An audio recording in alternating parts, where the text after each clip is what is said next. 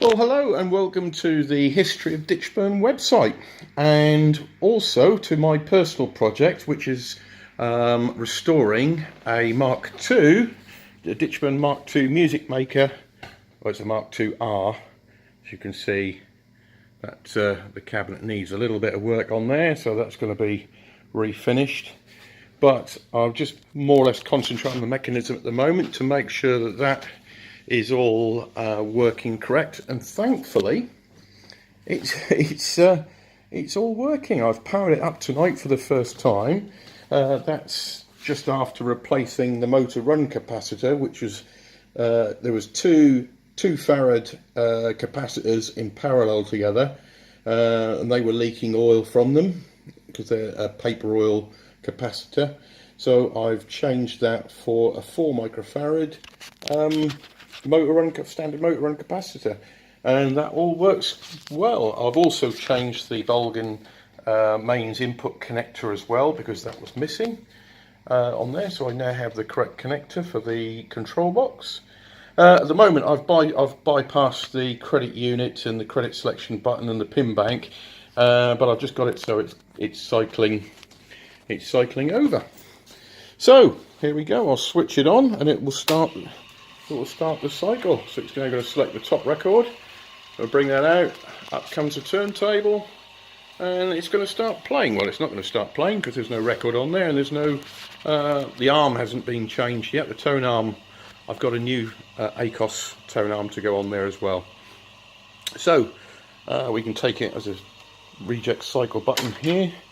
So that will reject the record, and then it will select the next one. Okay, so mechanically it's all 100%, which is very good, because originally I was going to strip the whole thing down, take the whole thing apart, and for the part of the restoration, but I've been through it and everything seems intact. There's no wear, the shafts have no play in them.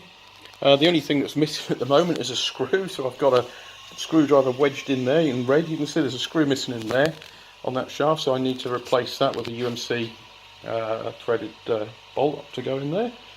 But yeah, I'm really pleased. So tonight is quite good. There we go.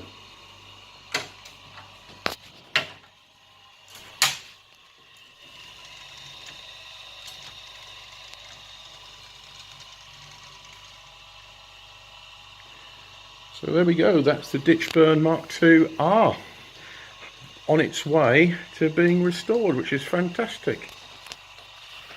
Well, that's it from me so far. I'll try and post some more videos as we go, and I've got the amp to go in, which was refurbished by Jeff Young, who's a jukebox man in Lincoln, and he done an amazing job and it sounds beautiful.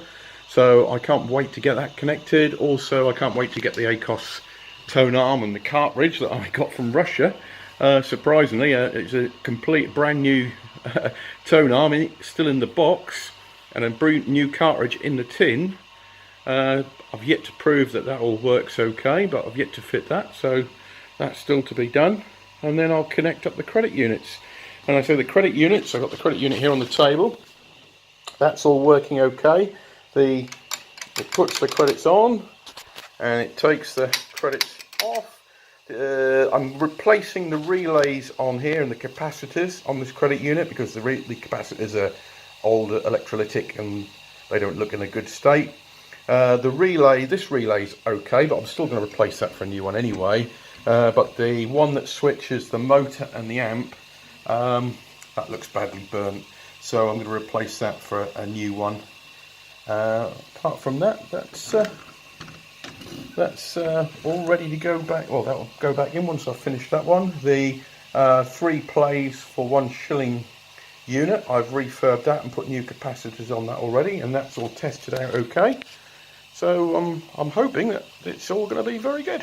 Okay, so that's it from me, Carl, at the Ditchburn project, the history of Ditchburn website at www.ditchburn.co.uk, and we'll see you later.